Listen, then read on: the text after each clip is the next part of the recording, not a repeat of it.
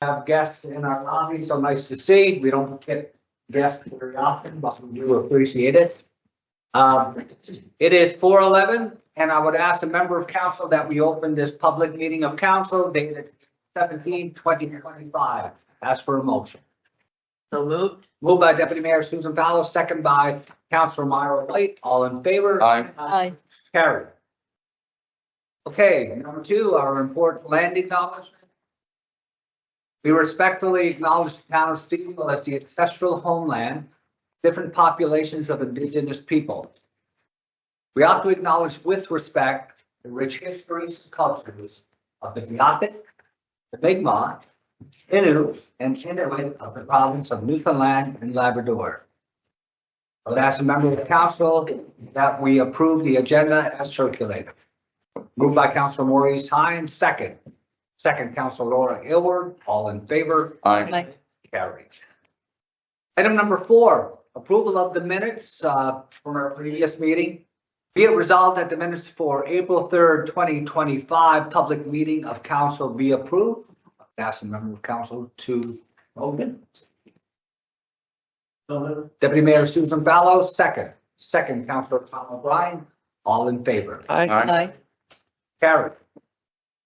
Matters items for the minutes. All right, so problem here, you have to leave the table. Yeah, so I'll turn over, in reference to a code of conduct, I'll turn over the chair to the Mayor through the back. Come over, sit with you, signs that, people. Okay, so we've noted that the mayor has removed himself from the table. During other matters arising from the minutes, during the discussion of resolution number 25-86 concerning conflict of interest, the motion was presented using language provided by legal counsel. However, the language was incorrect and led to confusion. Due to this error, the resolution must be rescinded and brought forward again with the correct wording.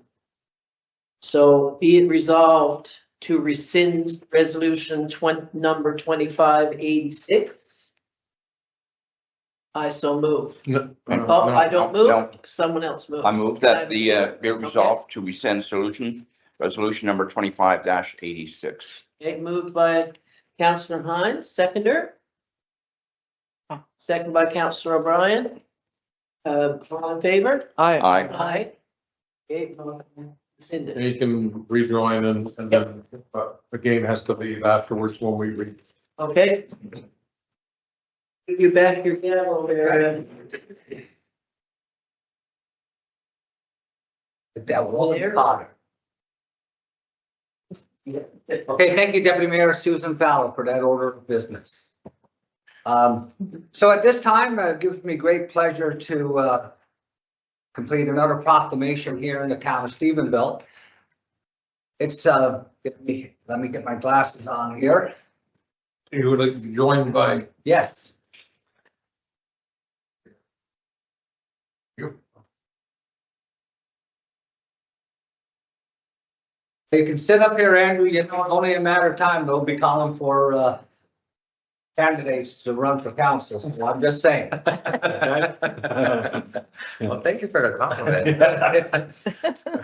So this is National Volunteer Week for 2025. And let me tell you one thing. If you look around our community, the amount of volunteers and community groups, the compassion and the heart that people have for our residents and our seniors and our veterans and our children, it's overcome. You know, and I would say, and I'm hope other towns, and we don't live in them, is as equally as strengthened in their volunteer. So I'll go here with the proclamation, great tagline here. Together, we create ripples of change. Community Sector Council, Newfoundland and Labrador, along with local and national partners, are navigating the complexities of modern volunteerism. We are working together to build volunteer action strategies for our province and the country to remove barriers to participation so that every individual feels empowered to contribute to building more connected communities. Now it is more important than ever to acknowledge the contributions of those participating in our towns and cities and to show our appreciation for their efforts. Whereas 24 million Canadians, now out of 40 million, that's a big number, give their time through formal or informal types of volunteering, contributing close to 5 billion volunteer hours per year. Whereas over 210,000 individuals in Newfoundland and Labrador volunteer an average of 161 hours per year, with 3,400 incorporated nonprofits and 3,000 plus informal community groups. And whereas volunteers in the town of Stephenville give their time and talents to support families, friends, neighbors, and strangers. Whereas volunteers in the town of Stephenville are individuals, families, workers, retirees, community members of all ages and backgrounds. Whereas the town's council of the town of Stephenville recognizes the enormous contribution that volunteers and community organizations make to the social, culture, and economic development of our province. Whereas the town of Stephenville is a more desirable place to live because of the collective result of the work done by our volunteers. Now, therefore, I, Tom Rose, Mayor of the great town of Stephenville, do hereby proclaim April 27 to May 3rd, 2025 as National Volunteer, recognizing the 2025 theme, Volunteers Make Waves, and urge my fellow citizens to recognize the crucial role played by volunteers in our community. So I'll go ahead and sign this, and I know you've done a lot and continue to do a lot of volunteer work. So is all of our guests here. The work that you guys have done, the culture on the community groups, and I'm sure there's probably half a dozen groups that you guys think like 20% now. But anyways, I'll go ahead with the official signing here, and you'll be my witness. How does that sound, be your witness?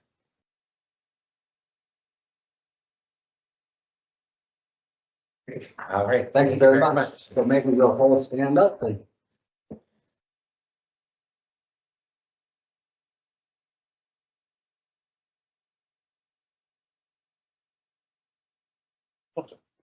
Thank you very much. Okay.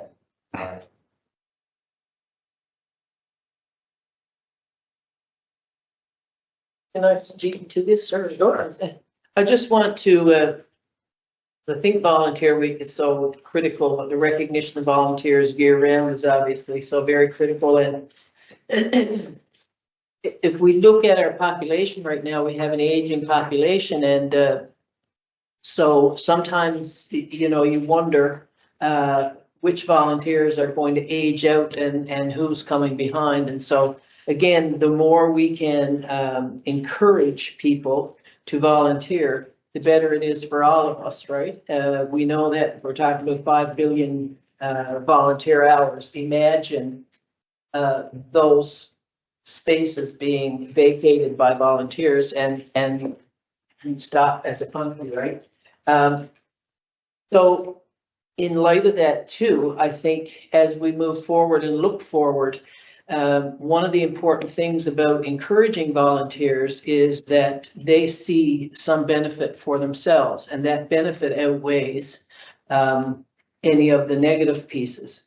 And with the social media and the polarization that sometimes causes, it's a very, I think we're in a very unique time where many people are looking at comments and commentary and polarized groups and wondering if it's worth now and if the benefits of volunteering outweigh the benefits of being, you know, mistreated or hijacked or whatever through social media or through a sense of entitlement or whatever that causes people to tend to be a little bit negative at times. And so I would encourage everybody again, before you share, before you post, before you comment on something that someone else has shared, check your facts to make sure, first of all, that you're not causing damage that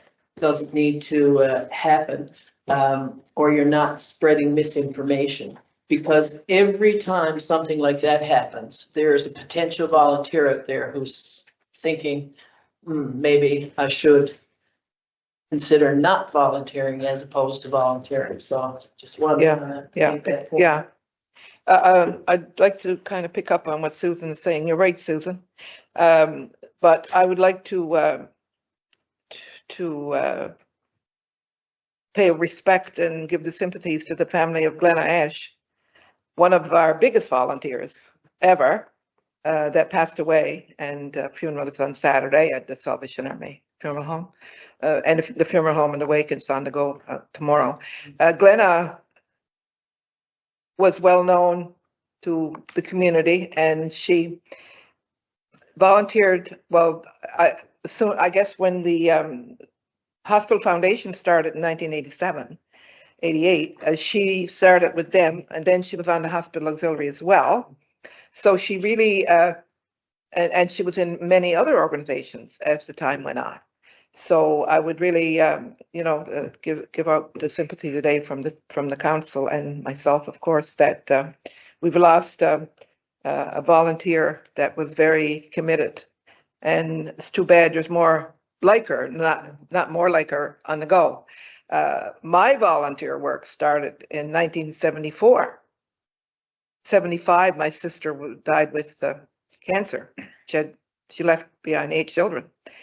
And one of the ladies approached me and asked me that I want to join the Cancer Society. And I said, oh my gosh, I might get cancer if I join the Cancer Society.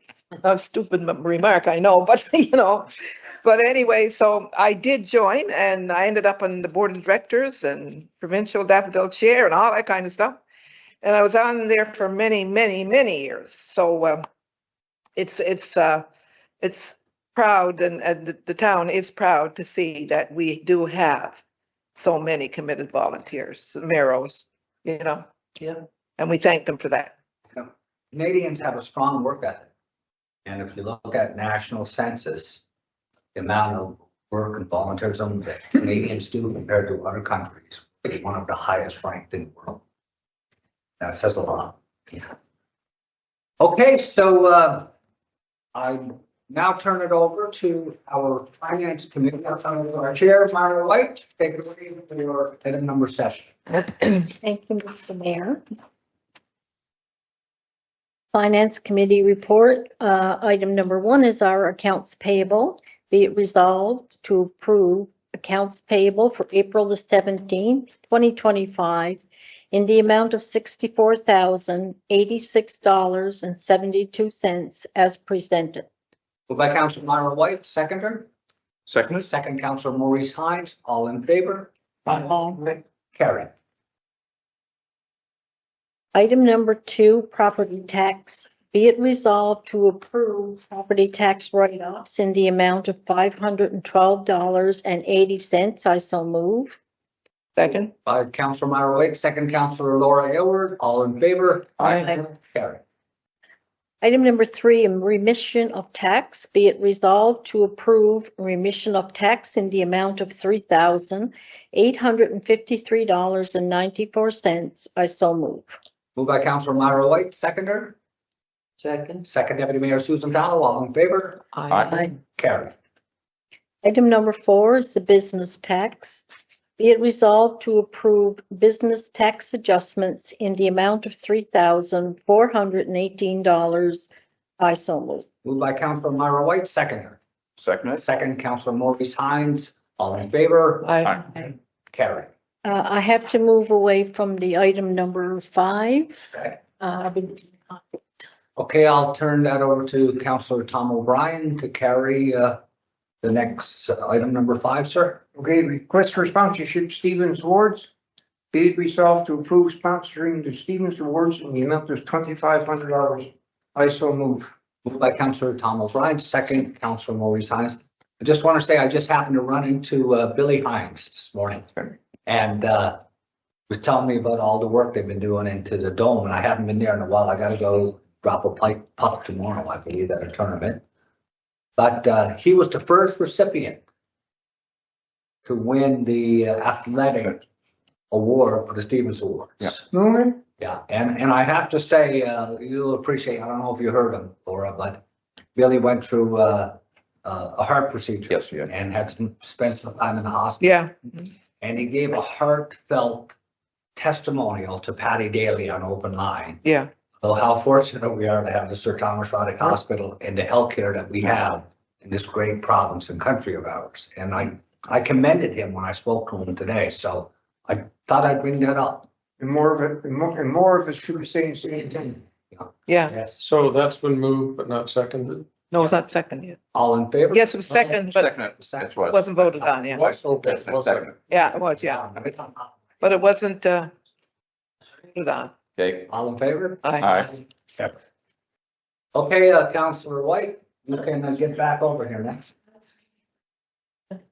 That was the last finance item unless there's something late from management. Yeah, that's. Nothing? Okay. Okay, Councillor Elward, how about item number 8, planning and development? Okay. First item is Harmon Hustle Race event. Be it resolved to approve road closure from YMCA building on Massachusetts Drive to Tennessee Drive from 8 a.m. to 1 p.m. on June 8th to accommodate Harmon Hustle Road Race. I so move. Moved by Councillor Elward, second. Councillor. Sorry.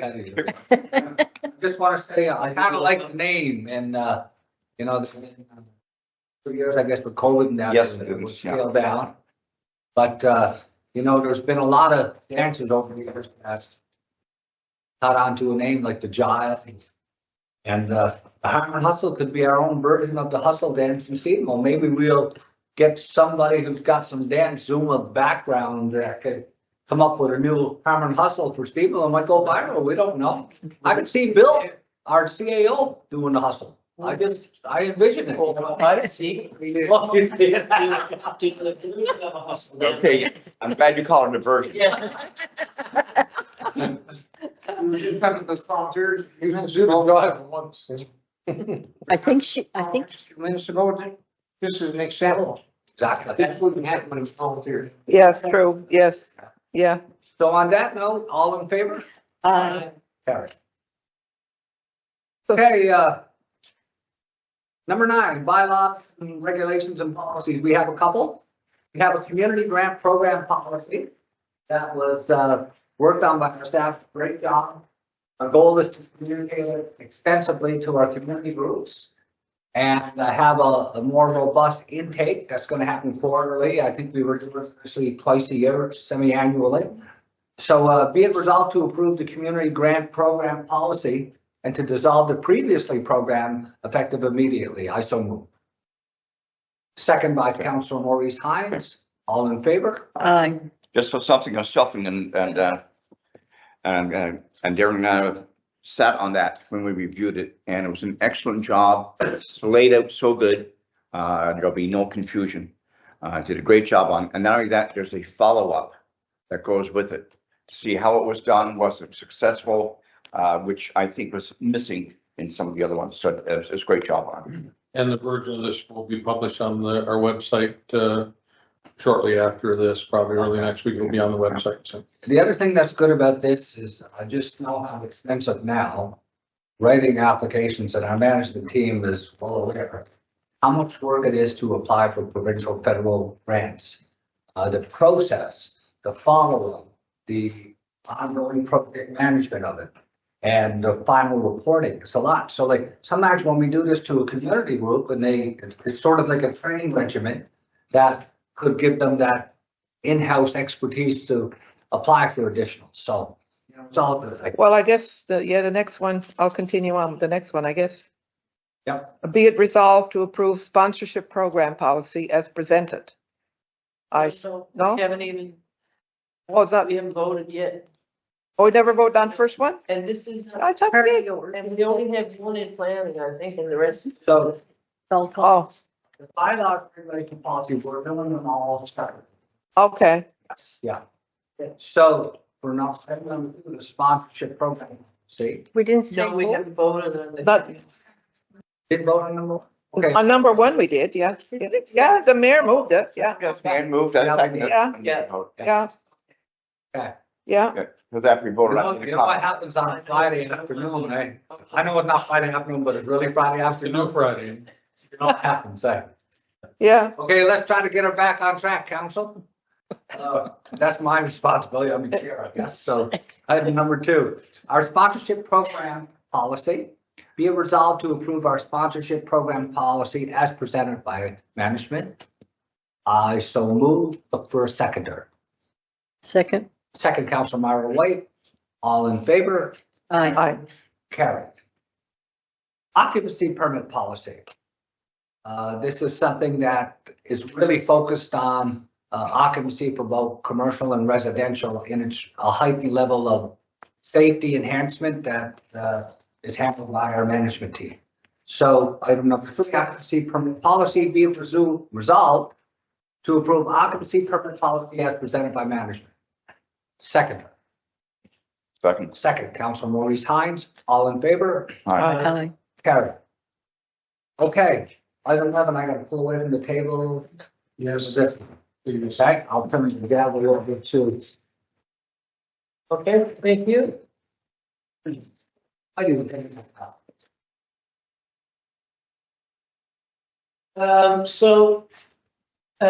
We note again that the mayor has removed himself from the meeting.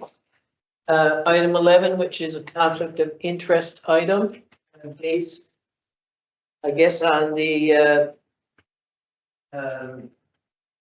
Code of conduct. code of conduct that we dealt with earlier, that we rescinded, that's the word. Thank you very much. You're welcome. So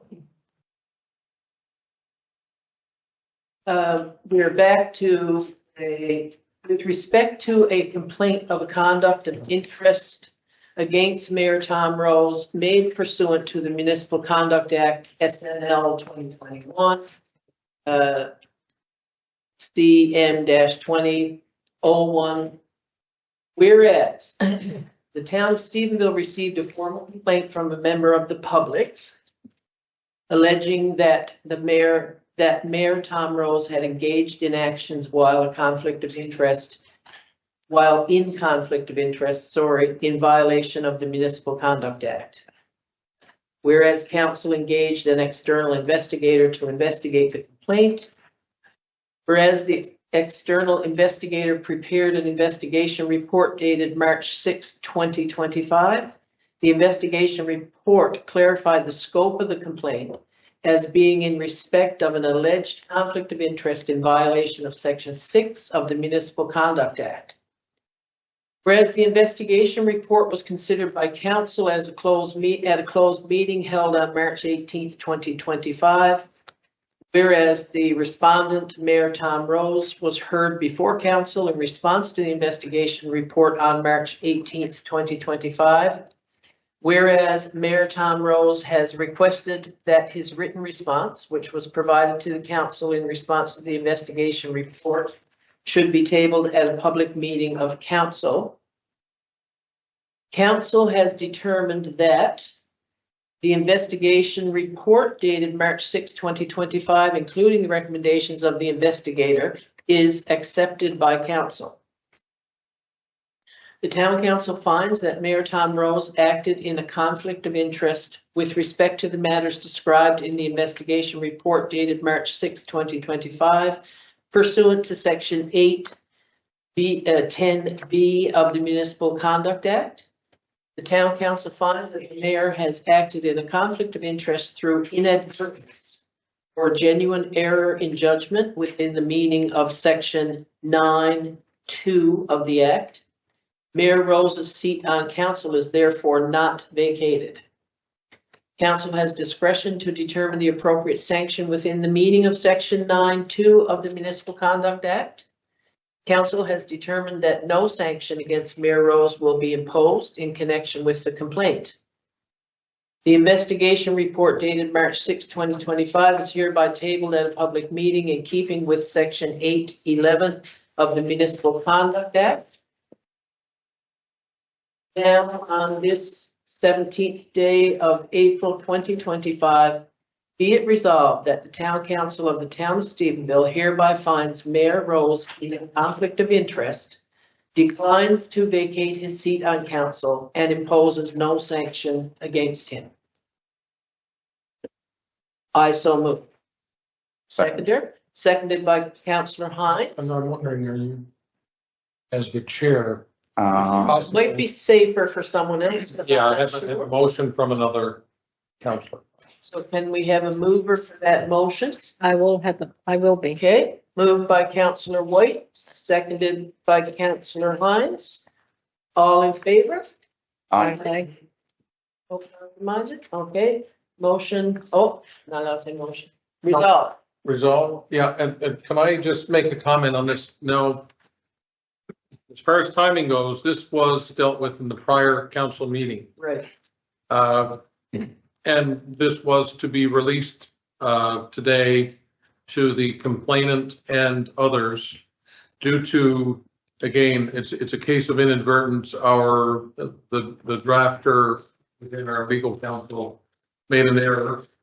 So we are going to not wait on releasing it. Will be released later today to the complainant and also be made public on our website. So the investigator's report redacted if necessary to certain aspects that might need to be redacted from a privacy perspective or not. We haven't reviewed it from that perspective yet.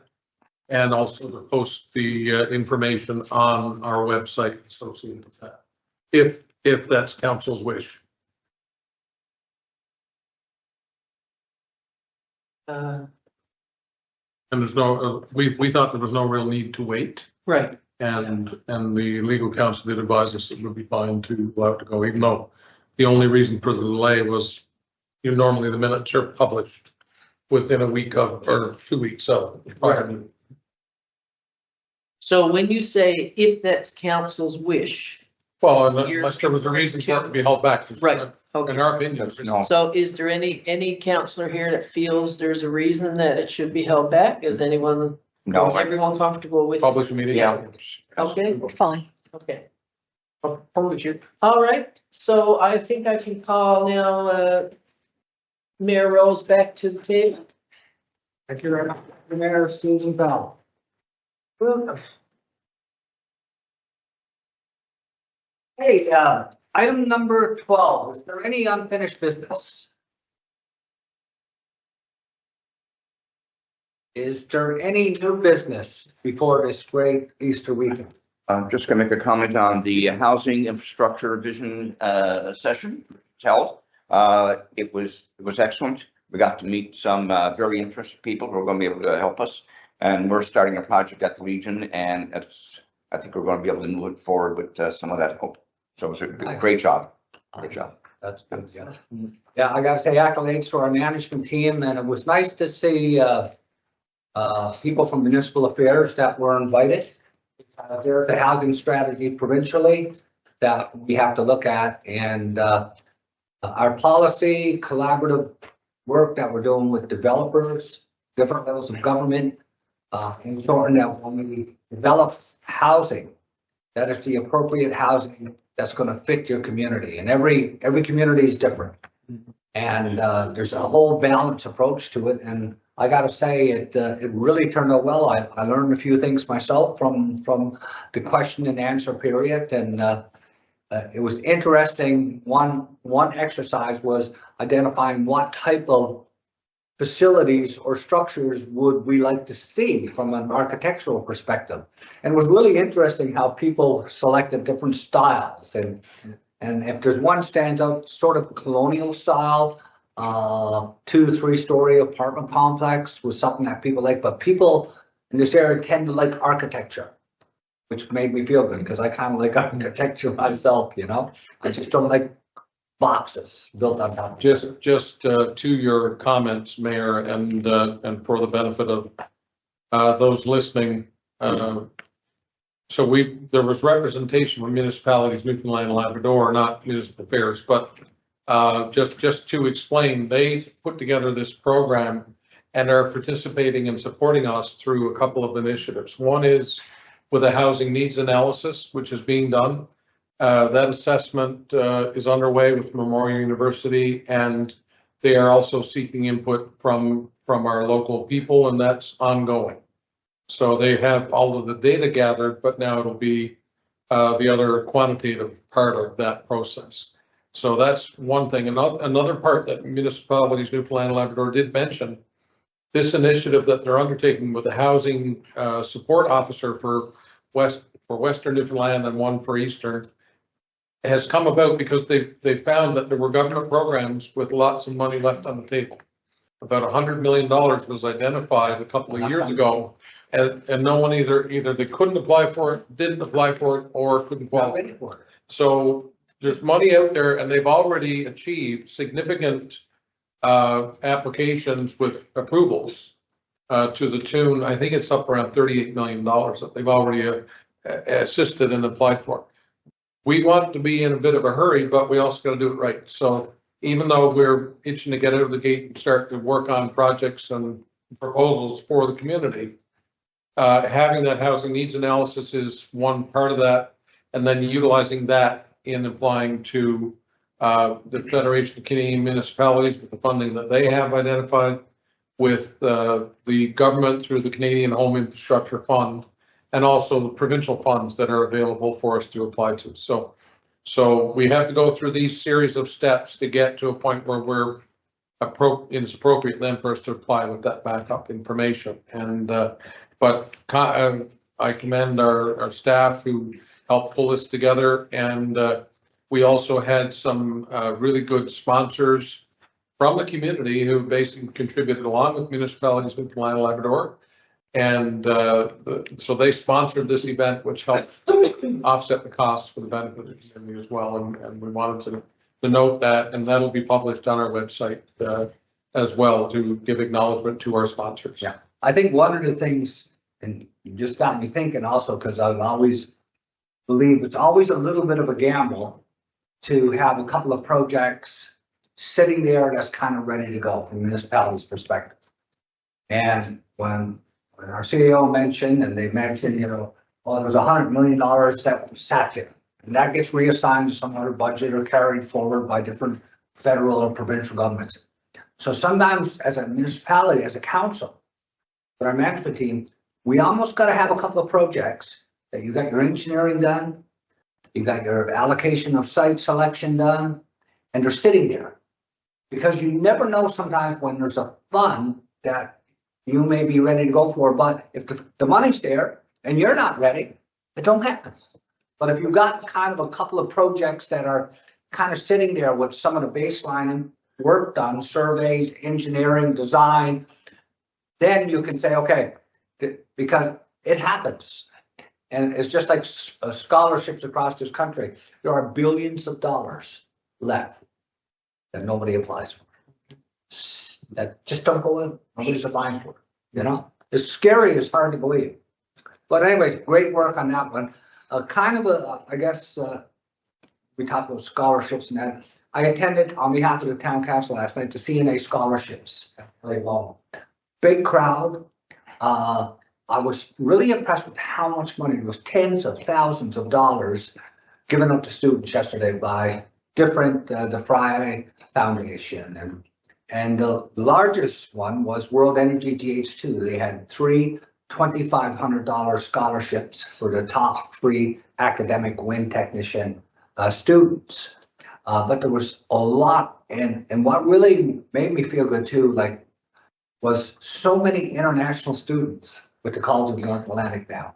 And instructor Andrew Pibbitts, a bunch of his students were there from different countries all over the world. And when I was looking for a place to sit, because it was hard to get a place to seat, there was a lot of people there. I just happened to sit at a table, and it just so happened I sat next to the person that was getting our $500 scholarship down the table. So that kind of worked out pretty good. I just wanted to go ahead. Yeah. Another item, because I know you're going to go into the round table. I want, for the benefit of the public, we've had some inquiries about the asphalt millings from the downtown Main Street construction project, and I wanted to explain what will be done with the millings. So it came to our attention that these millings were ready to go a little earlier than we had planned, but they were ready to start placing them. We have a couple, and Ira can explain it better than I, but we had a couple areas in town where we intend to use these asphalt millings for the benefit of the community. So maybe Ira, you could explain that, the different areas that we highlighted for potential use. Sure, one area was up behind Acadian Village, Mm-hmm. more or less for dust on bike. Yeah. And then we looked at possibly doing some of our gravel roads in town, Yes. Burns Farms, the side street by Salvation Army, Billiards Road. And then there's another little one, if you the name there by Richmond. By where our, Yes, that's it. yeah, Yeah. An idea of the milling, so we're getting it at no cost. It's through the construction of Main Street and the other roads when we close. So it's for maintenance and industrial. So, and the other thing noted was some concerns have been raised about that being placed in areas where it might be in a watershed or what have you, and we've had that concern investigated and found to be incorrect. There is none of this to be placed in a watershed area. There is a set of guidelines that the Department of Environment puts out for the province, and they indicate exactly how it is to be utilized if it is the town doing it. And another point, the millings are the property of the contractor, and they have to deal with it. If we don't use any of it, they have to find a way of disposing of it. So we've asked them to, in the spec, to make sure that we're provided with the first opportunity to use those millings for community projects. And we also, for the benefit of anyone and everyone who, those community projects will probably use up as much as is available in this project, but there are a couple of other projects planned for the rest of the year wherein there will be significantly, additional millings that will be used for others. And we do furthermore have some that were on previous projects, but they've been stockpiled in an appropriate fashion at our depot. But those can't be used at this time because they'd almost have to be remilled because they sort of compress over time if they're not attended to properly. So anyway, but we plan to use them also on the trails and the bike trails in different parts where it's possible to put them in there and tamp them down a little bit, or even at least let them settle appropriately so that then those trails can be, less likely to cause people to get stuck with their ATVs or even with their road bikes or off-road bikes that they're using. and the one thing about millings too, that it holds down the dust, and being in the windiest wind corridor in North America, anytime you got gravel, like down by the Acadia, where the seniors are, on the afternoon when the wind comes up by the heavy equipment school. Yeah. You got a commercial facility next to it, you know all about it, that. And another point about this is the town had where the millings are the property of the contractor. The town had nothing to do with directing any of these millings to anyone's property or otherwise, other than the town using it for its own purposes on these trails and roads and what have you. It's up to the contractor what they choose to do with them, generally, as long as they can provide us with the quantity that we need for our activities. Thank you. Should address the elephant in your room too. Millings are not going on to the neighbor's property. That's right. It's going on to an adjoining property. When this all came to light, as you can appreciate, we didn't want to be cut behind 8 ball on this one. So we still didn't do it pretty quick. As the manager said, water resources, best provincial water resources, sees no problem with it. Their own staff researched that, and the millings are going on an adjoining property. Yes, it may be member of the mayor's family, but it is not the mayor's property. And even for me in the past, like I've used all of the contractors in Stephenville to haul a load of Class A for me and paid them. We've had Marine Contracting grade our private farm road. So that happens and that's permitted. That's not a conflict of interest, you know, so. I just got a couple of quick ones before I'll go around the table for some last comments before Easter weekend. Yeah. Yeah, so I just wanted to just talk a little bit about the impact of our great province when it comes to GDP, just for a second. So we're hearing a lot between the impact of tariffs on our country. And if you look at our country and, you know, the very small population of our 3 territories, but if you just look at our 10 provinces, Ontario has got the biggest population, the biggest industry. They represent 60% of the wealth of Canada. 60% of the GDP of our country comes from Ontario. Alberta, for a ratio, only has 15%. You know, more than say 10% of 10 countries would be 100%, but they have a rich oil and gas that benefits our country. But Newfoundland and Labrador, per capita, produces more GDP for our country than any province in Canada. So that's a pretty significant statement. I thought I'd bring that up, you know. Anyways, I just wanted to mention too, we have our guests in the audience and we have Elder Frank Russell, but just a little heads up, and what are you, we did take a couple of our wigwams down. We had one that had a little bit of damage, probably will fix it, but our intentions are to have 4 going back, which will represent the 4 directions. And we are working collaboratively with the Mi'kmaq Cultural Foundation and applications that we're going to enhance that site, more storyboards. I know you're a big champion of that kind of thing.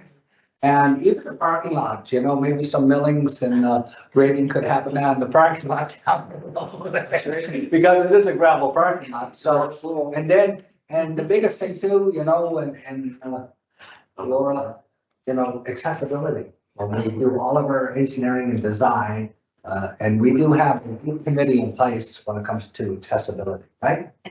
And Laura's on a committee. See, I said you were on about a dozen committees, right? So, and I guess the final note I got here, there's going to be an Easter egg hunt, and I sure do love my Cadbury or Henry Easter eggs. I'm just saying. So, if the wife and the grandkids, the kids don't have me any, I might have to go on this Easter egg hunt. But it's a Century 21 Seller's Choice Easter egg hunt, and it's going to be in Blanchbrook Park on 19th of April between 2 and 4 p.m. So it should be a lot of fun. Let's hope the weather's going to be good. In the event of rain, it'll be at the YMCA. And it'll be at the okay. I didn't pick up that small print there. Thank you, Darius. Okay. Anything anybody wants? What's the date of that again? The 19th. 19. Oh, I thought you were going to give us the Easter egg hunt yourself. I thought you were going to join, you wanted us to join and find all the Easter eggs that you got hidden. Oh, I will. That's what I will be there. By the way, ready to have fans around and in the room? Playoffs. Isn't that great? But I'm a Maple Leaf fan, so. I tell you what, we're not gonna beat them too bad on Ottawa. We're gonna let them have a few games, but we're gonna take them out. Just saying. Did you see on Facebook there, but you don't know what you read on there is true, but this guy that at the Grand Slam in the golf, Rory, Yes. there's a company in St. John's that got their own like granola bars and stuff, and he had one. They got, you know, when it was all finished and all the excitement was over, he reached for one of them and it was one of their bars. So the 3 guys that got that company in St. John's, I think it is, they had it on Facebook and he had reached for their product. So, Nice. Advertising. That's a big endorsement. advertising. Keep up with that. Golfers. Yeah. Yeah, I read that. Mhm. Laura. So it is 4:56 if my eyesight is right. Moved by Councilor Tom O'Brien, second. Second, Councilor Laura Elder. Meeting is adjourned. If you get off, stay just for a moment, Yeah, touch on one thing. yes, I got a couple of Okay.